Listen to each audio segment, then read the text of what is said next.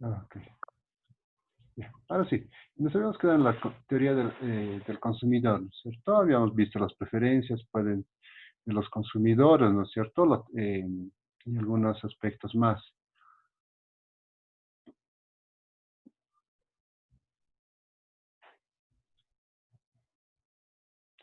Poquito repasando las preferencias de los consumidores, ¿no es cierto? Lo que tienen que hacer es escoger una cesta de mercado, escoger una cesta en el mercado, ¿no es cierto? Una cesta en el mercado y esta cesta ordenarla en una lista de una o más mercancías, ¿cierto? Hemos dicho que puede ser ordenada de forma que nosotros podamos definir cuál es la mejor, la mejor canasta o la que nosotros con mayor preferencia busquemos en el mercado. ¿Verdad? Ok. Entonces habíamos dicho eso. Las preferencias son completas, transitivas y eso lo hemos visto en la anterior clase. ¿Ya? Ahora, estoy compartiendo el material de Robert Pindick, que nos habla de las preferencias de los consumidores y que también ustedes lo pueden encontrar en el Internet. em, y que también nos proporciona ejemplos muy ilustrativos sobre el tema. Ya uno de lo que yo pretendo con este material es que ustedes puedan aprender de manera mucho más didáctica. ¿Ya? Y este es el material mucho más sencillo que he podido ubicar. Ya las preferencias de los consumidores, entonces tenemos, ¿no es cierto?, que un consumidor puede preferir alimentos a vestidos, ¿no es cierto? En este caso, si ponemos un ejemplo claro, los hombres van a preferir más alimento, ¿no es cierto? Si son hombres respecto a mujeres que van a preferir más ropa, ¿no es cierto? Eso es obvio en el mercado. Entonces, eso nos va a dar una idea del comportamiento de los consumidores en el mercado y de las preferencias que van a tener. Esto va en el ejemplo B, por ejemplo, o en el D, por ejemplo. En el D va a haber una persona que elija más alimentos que unidades de vestido. Y no así en el ejemplo C, ¿no es cierto? Podemos ver que claramente en el ejemplo C va a haber otra unidad o otra persona que va a preferir más vestidos a más alimentos, ¿cierto? Entonces, ese es una forma de cómo se puede ver la preferencia de un consumidor a otro o el cambio en el tiempo. Ya las preferencias de los consumidores se miden mediante una curva de indiferencia. ¿Qué es una curva de indiferencia? Justamente en la anterior clase habíamos visto, ¿no es cierto? Una curva de indiferencia es la elección de una cesta de bienes respecto a otra, ¿no es cierto? ¿Cómo nosotros la vamos a escribir con este signo chistoso, ¿no es cierto? Este igual chistoso. Entonces, cuando nosotros señalamos que un bien X es, es estrictamente preferible a un bien Y, entonces, ¿no es cierto? Decimos que existe una indiferencia entre consumir X o Y, ¿cierto? Eso es lo que estábamos diciendo. Muy bien, entonces, la curva de indiferencia, vamos a verlo más adelante, se describe mediante de esta manera. ¿Cierto? Habíamos visto que tiene que ser cóncava al punto de origen, es decir, tiene que tener esta forma. El punto de origen es esta, X, puede ser el bien Y el bien X, ¿cierto? Entonces, la curva de indiferencia siempre va a tener esta forma cóncava de relación. ¿Ok? Muy bien, entonces continuemos.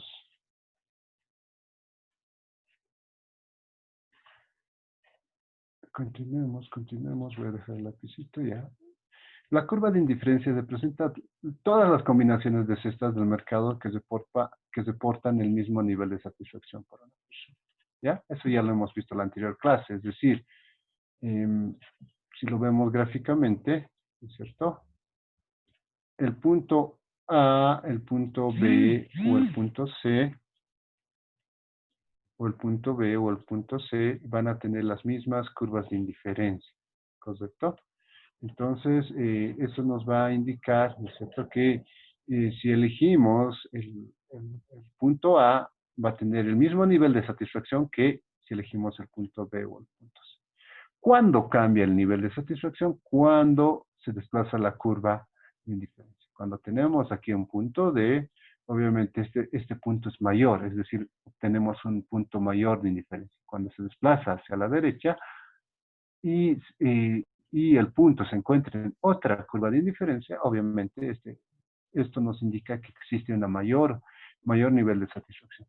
Pero cuando la curva se desplaza a la izquierda, ¿no es cierto?, es decir, el punto F, entonces ahí vemos que hay un menor nivel de satisfacción. ¿Ok? Eso creo que conozco muy bien. Y ya. Eso es lo que señala este apartado. ¿Ok? La preferencia entonces de los consumidores, esto lo habíamos visto en la anterior clase también. Vemos que existe una relación, ¿no es cierto?, donde los consumidores prefieren el mercado de la cesta C, ¿no es cierto? La cesta C, es decir, esta cesta, a todas las combinaciones del área azul, ¿no es cierto? ¿Qué hemos dicho que es esta? Si por acá va a haber una curva de indiferencias, va a ser una menor preferencia a la de la curva C, ¿ok? Sin embargo, en el área C, la rosada, es decir, el área rosa es este punto, no puede compararse con las demás cestas del mercado, claro, porque esta va a tener una curva de indiferencia mucho mayor, ¿no es cierto? Pero la curva B, C, pertenecen a una misma curva y van a tener el mismo nivel de preferencia. Ahora, miren, estamos comparando vestidos y alimentos, ¿no es cierto? Entonces, acá, por ejemplo, hay una menor cantidad de alimentos y de vestidos. ¿Qué es lo que prefieren las personas? ¿No es cierto? Y lo habíamos visto en la anterior clase. Prefieren más o menos, ¿no es cierto? Más o menos. Entonces, lo que prefieren las personas siempre va a ser más, ¿no es cierto? Va a ser más. Y ahí vamos a ver un punto de saturación, ¿no es cierto? O sea, hasta qué punto las personas pueden consumir mucho más. Todo eso lo vamos a ver más adelante. Pero por principio de racionalidad, ¿cuánto quieren? ¿Quieren 51, 60, 70, 100? ¿No es cierto? Hasta muchos van a querer mucho más de esa nota, pero el límite, ¿no es cierto? El punto de saturación para las notas llegan hasta 100 y es lo mismo, ¿no es cierto? Hay un punto donde nosotros ya eh, nos satisfacemos, ¿no es cierto? Pero eso lo vamos a ver más adelante, pero eh, por ejemplo, el número 40 va a preferir mayor cantidad de vestidos y mayor cantidad de alimentos, ¿cierto? 40, 30. Acá, miren, en el punto D tenemos 20 de vestidos y de 40 de alimentos, ¿no es cierto? Entonces, esto puede ser un punto de preferencia para un varón. Y acá, miren, el punto B puede ser un punto de preferencia para una mujer, ¿cierto? 10 de alimentos y 50 de vestidos. Pero siempre van a estar en diferentes curvas de preferencia, como lo estamos viendo en el ejemplo. A ver, nuevamente, ¿no es cierto? La combinación de B, C y D, en este caso, ¿no es cierto? Ya teniendo un ejemplo mucho más concreto, B, C y D, que pertenecen a a un mismo nivel de satisfacción, se prefiere E en la curva U, ¿no es cierto? Se prefiere E, ¿no es cierto? Porque se desplaza, tiene mayor desplazamiento a la curva de indiferencia U. Y se prefiere U1 a G y F. G y F presentan menor nivel de preferencia, ¿no es cierto? Entonces, nuevamente acá vemos ya de manera mucho más clara que la curva de indiferencia lo que engloba es el punto B, C y D. ¿Ok? Las curvas de indiferencia tienen pendiente negativa hacia la derecha. Nuevamente ya lo hemos visto en este ejemplo, ¿no es cierto? Pendiente negativa hacia la derecha. Siempre van a tener pendiente negativa. En ningún momento la pendiente va a ser positiva para las curvas de indiferencia. Si tuviera pendiente positiva, se violaría el supuesto según el cual se prefiere una cantidad mayor de un bien a una menor. ¿Ok? Es por esta razón que nunca van a tener pendientes positivos. La curva de indiferencia en cualquier cesta del mercado que se encuentre por encima y a la derecha de la curva de indiferencia se prefiere mayor a cualquiera que se encuentre obviamente a la derecha, ¿no es cierto? Perdón, a la izquierda. Se prefiere mucho más que a la izquierda. Ahora, eso ya lo hemos visto. Los mapas de curva de indiferencia es un conjunto de curvas que describe las preferencias de una persona y todas sus combinaciones de dos mercancías. ¿Cierto? Eh, por último, las curvas de indiferencia no pueden cortarse. ¿Ya? Esto es muy importante. Las curvas de indiferencia no se pueden cortar. A ver, veamos. Sí, lo quería dibujar, pero ya tenemos en el siguiente apartado. A ver, veamos por qué no se pueden cortar. Miren, acá el ejemplo es muy claro. Miren, la curva U1 no puede cortar la curva U2, porque el consumidor debería ser indiferente, ¿no es cierto?, a la curva de utilidad 1 y la curva de utilidad 2, o las curvas de preferencias, como ustedes la quieran llamar. Sin embargo, B contiene la cantidad mayor a D. Miren, B tiene mayor, pero al mismo tiempo las dos curvas se interceptan, se entrecortan entre ellas en el punto C. Es decir, aquí se viola el supuesto de indiferencia del punto del punto D y del punto B. Es decir, si yo elijo el punto C, puedo tener la preferencia o la misma utilidad mayor al punto D. Por ende, no tendría lógica, ¿no? O sea, si elijo el punto C, puedo estar tan bien como D y también como B. Pero eso no es racional. Entonces, las curvas de indiferencia, por esa razón, no pueden cortarse, porque estarían reportando un mismo grado de satisfacción de dos bienes, comparación de dos cestas, ¿no es cierto? La combinación de dos cestas que son totalmente diferentes, ¿no? Que son totalmente diferentes. Entonces, es por esa razón que no se entrecortan. Primero, porque violan el supuesto de indiferencia, y segundo, porque los niveles de satisfacción que reportan la combinación de las demás canastas de bienes que se encuentran en la curva de preferencias o de utilidades tampoco puede ser igual, ¿cierto? Por lo que hemos dicho nuevamente, es importante recalcar que, la curva de indiferencia va a tener este comportamiento, ¿no es cierto? No va a entrecortarse. Nuevamente va a haber una nueva curva mayor que esté por encima o por debajo de nuestra curva de comparación.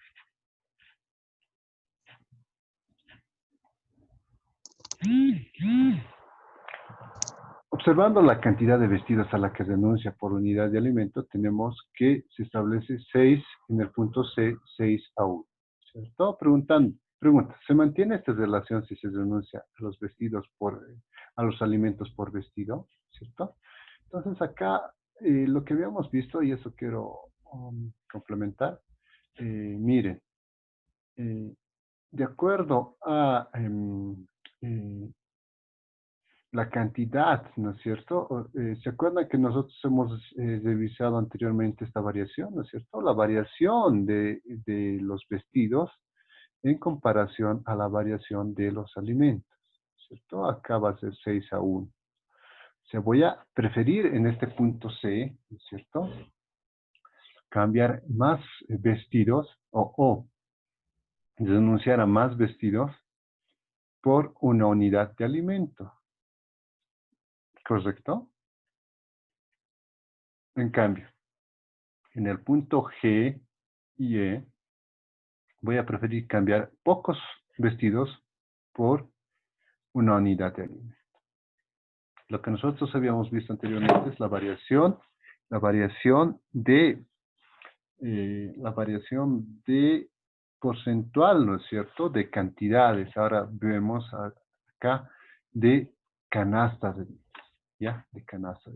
Puede ser mayor, ¿no es cierto?, de acuerdo a la pendiente o menor. mm, esto nos va a reflejar la preferencia de los consumidores. ¿Ya? Preferencia de los consumidores.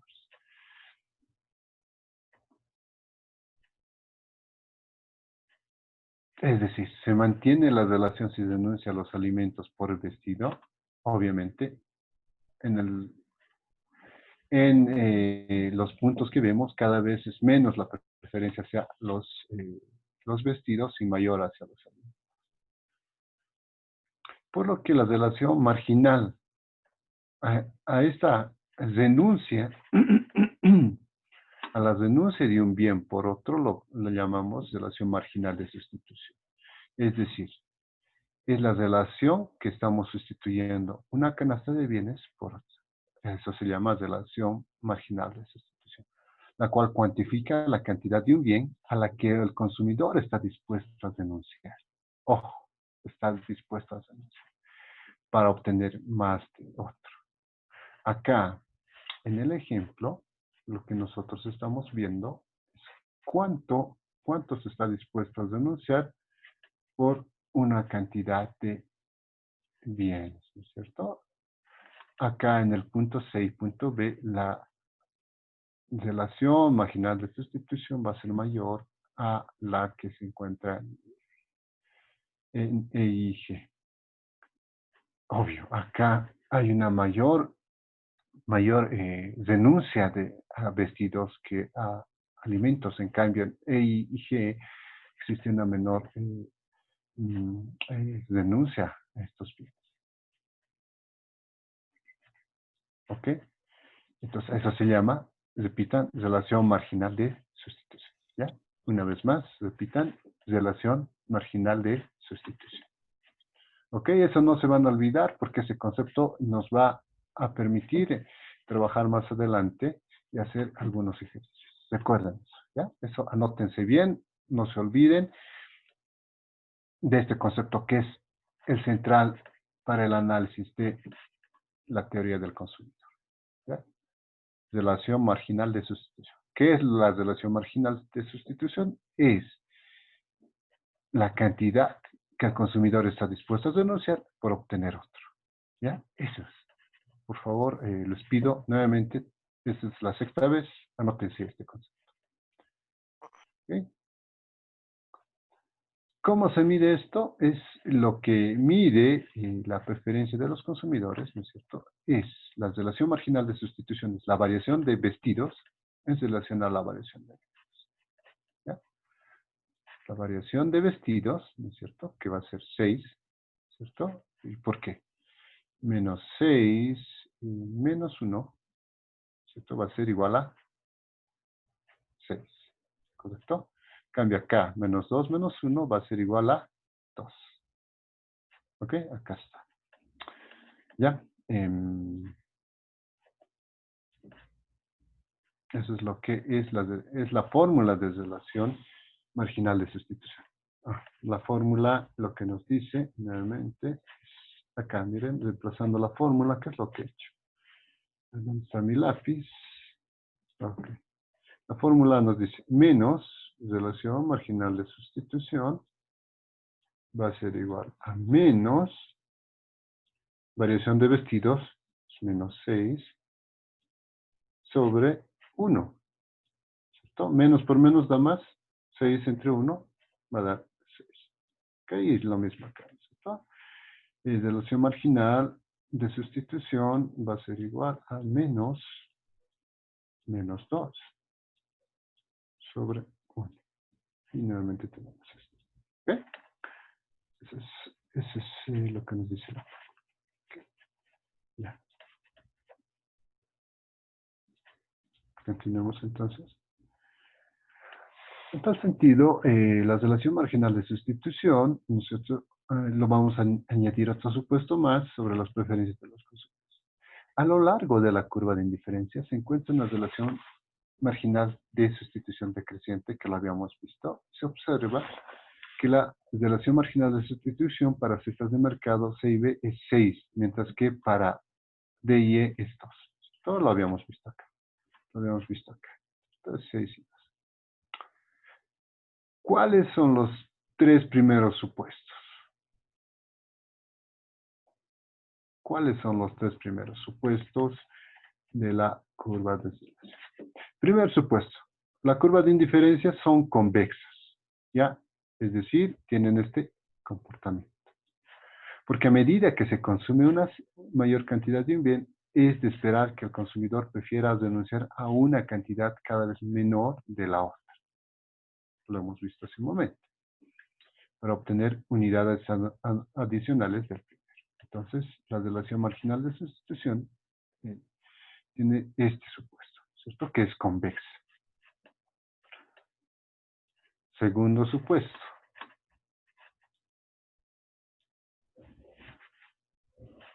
Segundo supuesto. Los consumidores prefieren una cesta de mercado equilibrada, ¿no es cierto? Es decir, no prefieren renunciar a una mayor cantidad de bienes por una menor cantidad. Los sustitutos perfectos y los complementarios perfectos son cuando la relación de marginal es 1 o es una constante. Ya. Vamos a ver si tenemos aquí algunos ejemplos. Acá tenemos ejemplos. Ok. Ya. Ya habíamos visto el comportamiento de los bienes sustitutos, ¿no es cierto? Y perfectos, sustitutos perfectos y complementarios perfectos. Los bienes complementarios perfectos son cuando las curvas de indiferencia tienen forma de ángulo recto. Es decir,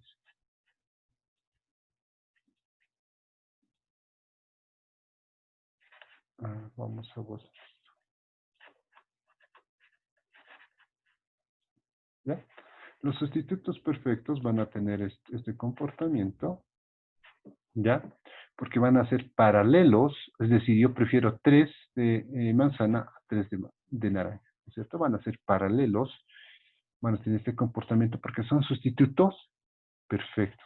O sea, puedo preferir manzanas o naranjas, no me hago problema. ¿Cierto? Ya habíamos visto esta gráfica y también el concepto de sustitutos perfectos, cuando se pueden sustituir perfectamente. Es decir, la manzana sustituye perfectamente al zumo de naranja. ¿Ya? Y así sucesivamente. Y la preferencia de los consumidores para los complementarios perfectos tiene este comportamiento. ¿Ya? Prefiero un zapato izquierdo y un zapato derecho. Si compro 2 zapatos izquierdos, voy a comprar 2 zapatos derechos. Y así sucesivamente. Es perfecto. ¿Ya? Es perfecto. Los consumidores no buscan males, ¿no es cierto? Ya habíamos visto eso también en los supuestos anteriores. Son algunas cosas de las que prefieren una menor cantidad, ¿no es cierto? Como el aire contaminado, la basura, etc.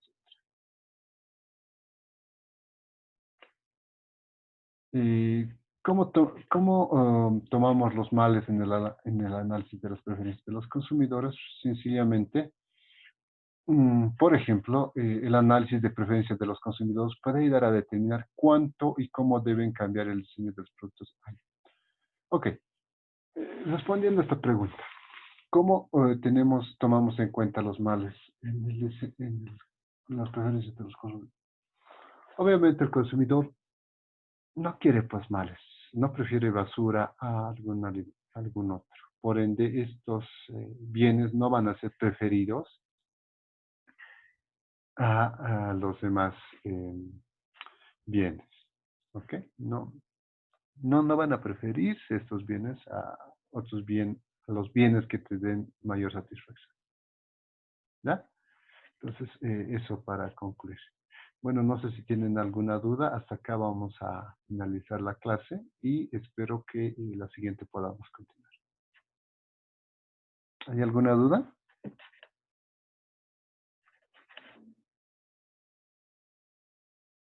¿Todo está claro? Muy bien.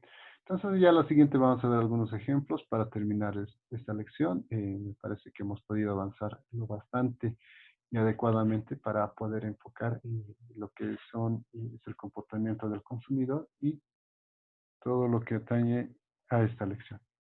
Bueno, hasta la siguiente y espero que se haya podido entender la clase.